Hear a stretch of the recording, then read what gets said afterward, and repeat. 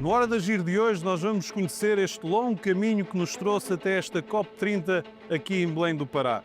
33 anos passaram sobre a Declaração do Rio em 1992, aqui no Brasil também, e a cada ano a Terra grita cada vez mais por socorro. São as emissões que não param de subir, são as temperaturas cada vez mais altas, é a deflorestação que não para de aumentar em todo o mundo, naquilo que é o rosto de uma humanidade que não está à altura e que não está a conseguir resolver a crise climática. E é por isso que nós, nesta Hora de Agir, vamos tentar compreender este longo caminho que nos trouxe até aqui e também as razões por que falham as COP. Véspera de Natal de 1968. Missão tripulada da Apollo 8. Frank Borman, James Lovell e Bill Anders foram os primeiros homens a entrarem na órbita lunar e procuravam possíveis locais para uma primeira alunagem, que aconteceria poucos meses depois, em 20 de julho de 1969. De repente, Bill Anders, no canto do olho, observou algo de maravilhoso, extraordinário. Holy crap, look at that picture over there. There's the Earth coming up. Wow, is that pretty? Is that a color film, Jim? E assim foi tirada a primeira fotografia da Terra a partir do espaço. Ficou conhecida por Earth Rising, a ascensão da Terra, o nascer da casa comum. Um ponto no universo que é a fronteira de todos os nossos sonhos e o nosso lugar para a procura da felicidade.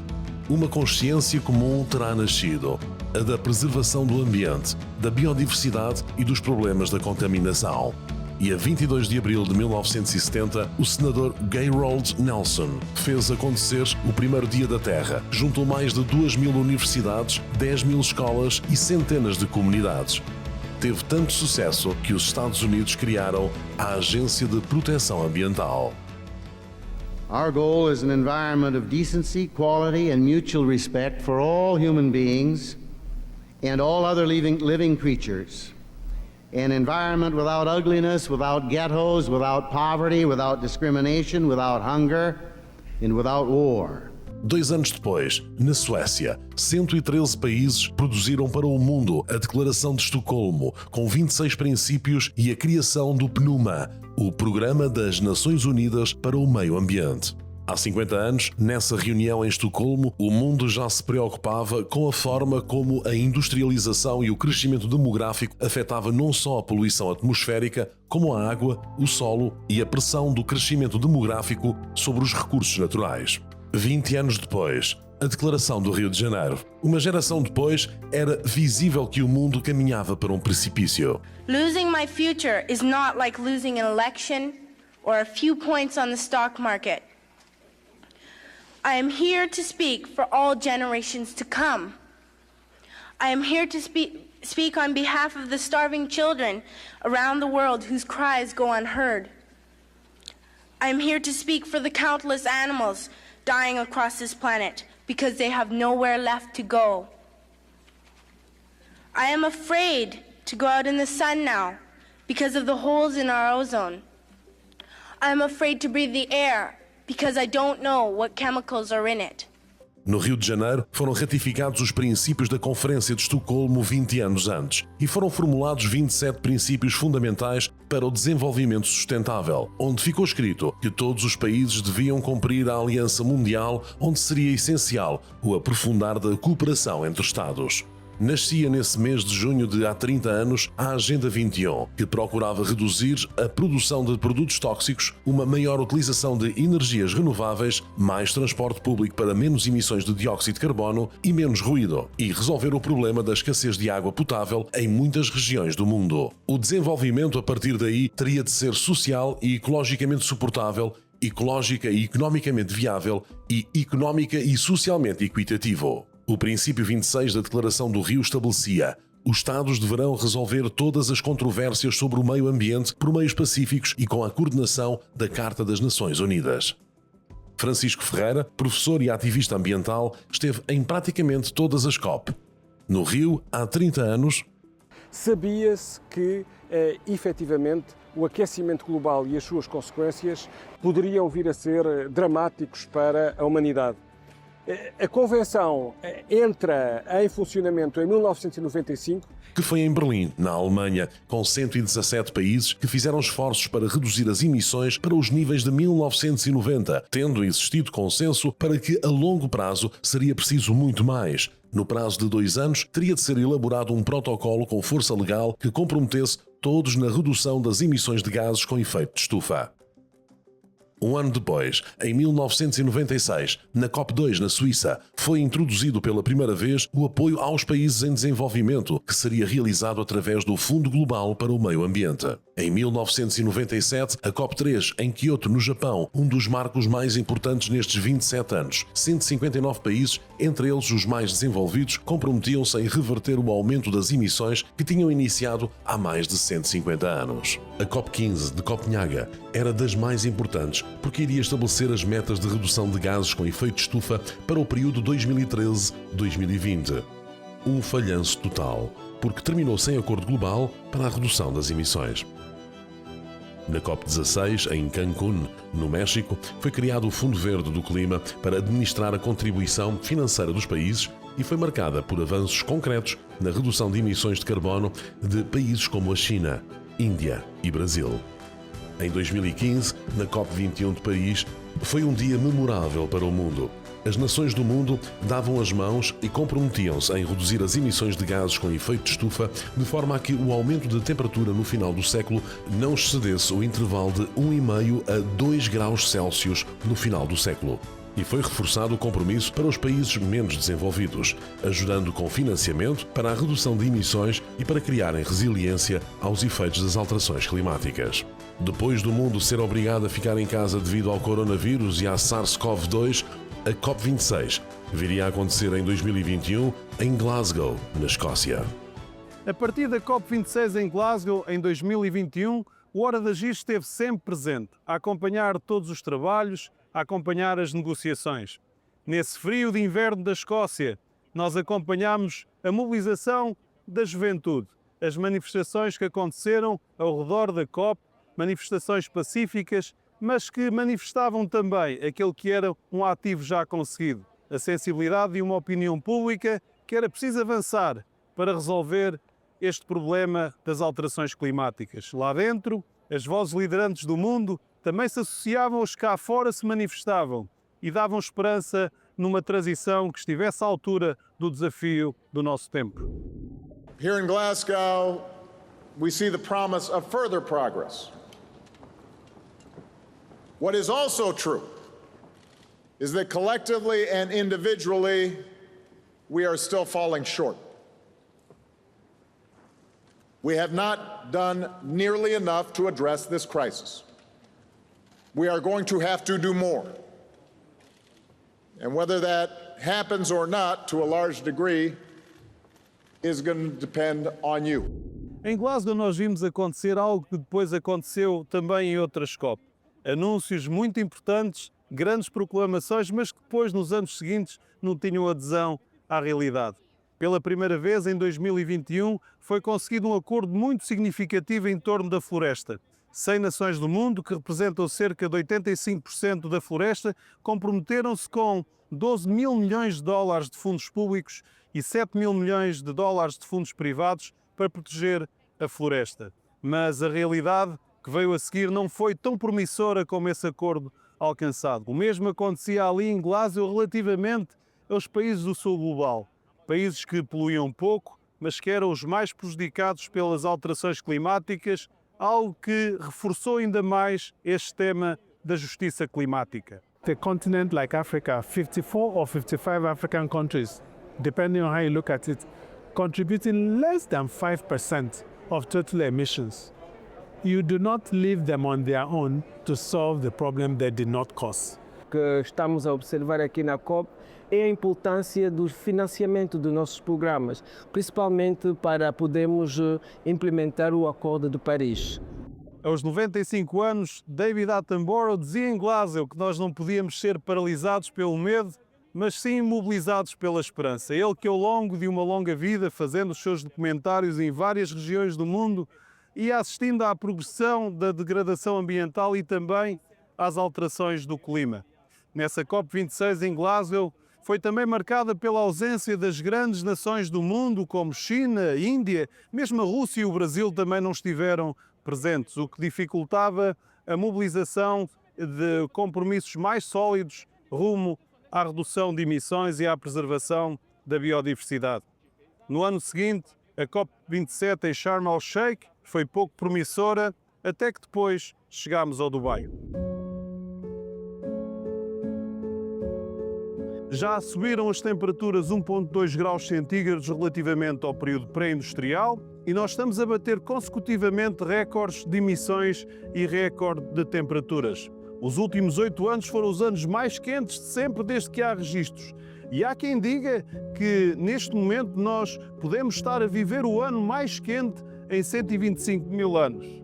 Na geração das alterações climáticas, onde as temperaturas já subiram 1,2 graus centígrados, nós não temos mais tempo. E é ironicamente aqui, no Dubai, na terra do petróleo e da economia dos combustíveis fósseis, que nós debatemos um futuro onde eles já não terão lugar. Just days ago, I was on the melting ice of Antarctica. Not long before, I was among the melting glaciers of Nepal. These two spots are far in distance, but united in crisis. Polar ice and glaciers are vanishing before our eyes, causing havoc the world over, from landslides and floods to rising seas. But this is just one symptom of the sickness bringing our climate to its knees. A sickness only you, global leaders, can cure. Excellencies, Earth's vital signs are failing. Record emissions, ferocious fires, deadly droughts, and the hottest year ever. We are miles from the goals of the Paris Agreement and minutes to midnight for the 1.5 degree limit. But it is not too late. We can, you can, prevent planetary crash and burn. Eles são a geração mais afetada pelas alterações climáticas e não deixaram também de deixar de fazer ouvir a sua opinião e estiveram aqui a lutar por um futuro diferente. As mudanças climáticas estão sendo causadas pelas gerações que vieram antes da gente e é a gente quem mais vai sofrer com elas. Então não é para gerações anteriores às nossas estarem tomando as decisões sem levar em conta a nossa posição sobre isso.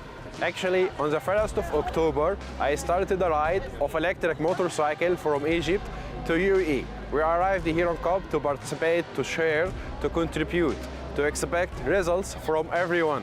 So my message from COP, let's act together, let's work together. É hora de agir. My expectation for this COP is that even though this COP is a little bit chaotic, but I really hope that we could mobilize the financial plans and raise more funds to the loss and damage funds. And my hope is that within that loss and damage, part of it could also be towards strengthening resilience building so that we don't end up having more challenges around what we are dealing with in terms of actual losses and the damage that comes from the climate impact.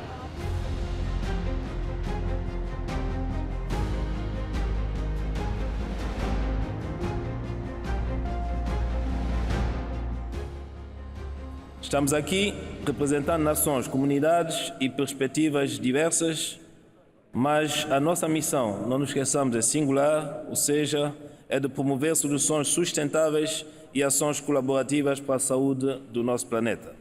Adiar a ação climática hoje é um claro investimento na destruição de forma irreversível do nosso planeta e da humanidade.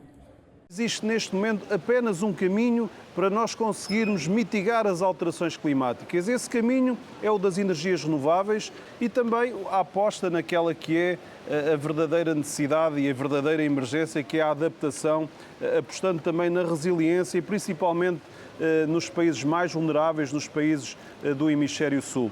Nós somos a natureza, nós vivemos da natureza. O povo indígena sem a água, o ar, nós não resistiremos muito tempo. Então nós temos que lutar nessa preservação, não só para o povo indígena, né? Então, se cada um agora está vendo o que está acontecendo no mundo, cada um fazer uma parte e ajudar um pouco na preservação, todos nós vamos ganhar. Não só o povo indígena, mas todo mundo vai ganhar, que todos nós estamos sofrendo com esse impacto que vem acontecendo. 28 edições para que pela primeira vez a floresta viesse falar por si só. E eu não poderia utilizar a palavra sobre a floresta se eu tenho no meu governo uma pessoa da floresta. A Marina nasceu na floresta. Se alfabetizou aos 16 anos.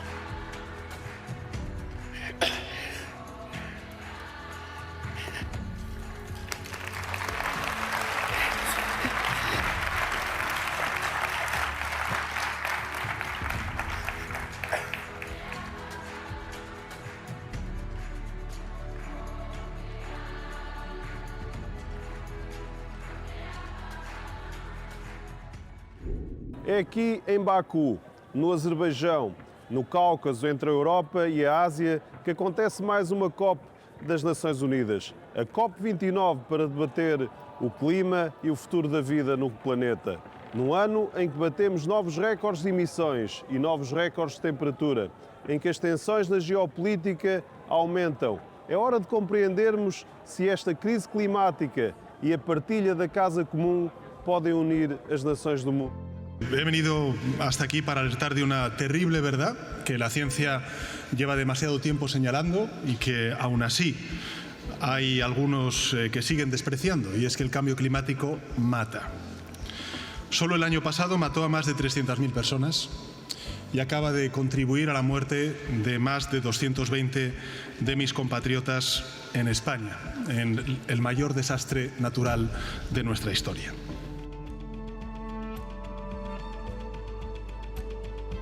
Dos países da CPLP, Angola, Brasil e Portugal tiveram pavilhões nesta COP. O que nós temos vindo a fazer ao longo dos anos, através deste núcleo lusófono para a transparência, é o apoio na identificação de processos eficientes para o cumprimento destas regras que são cada vez mais exigentes. Na nossa NDC, o país comprometeu-se de forma incondicional de reduzir 10% das emissões e de forma condicional, com apoio da comunidade internacional, de 20%. Nós temos áreas que podem ser restauradas, onde a gente pode fazer o sequestro desse carbono que está na atmosfera. A gente já tem um mercado voluntário forte no Brasil relacionado ao carbono, onde empresas do mundo inteiro estão investindo no carbono florestal, e agora a gente passa a ter um mercado regulado.